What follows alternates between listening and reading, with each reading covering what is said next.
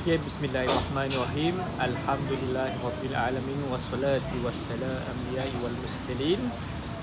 Syukurlah alhamdulillah kita punya van telah siap dibagi pada hari ini juga.